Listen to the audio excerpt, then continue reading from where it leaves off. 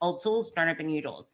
Regardless of whether you start with a coach or a new program or whatever, expecting to make linear change or counterproductive, and it's going to lead to a lot of unrealistic expectations and feeling like you're failing. Like I said on my goal setting podcast, the map is not the territory.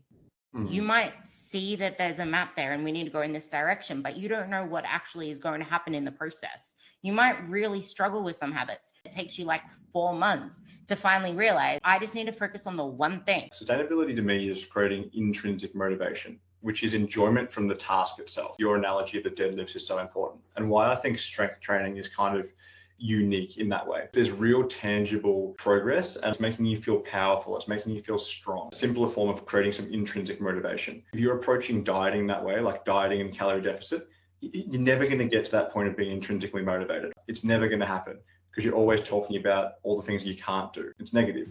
That's where I think the only way to have sustainable change with the whole picture, not just training, but the nutrition side as well, is to view it in this lens of eating the right thing to fuel my body. I'm taking care of myself. I'm eating things that make me feel good. What you said there about expectation, I think that's massively important. It's not that the plan was wrong. It's not that you're broken. Your metabolism's fine. Your hormones are probably fine. It's your expectations themselves were the problem. It's always going to take longer than you want it to. It's always going to be harder than you think it's going to be.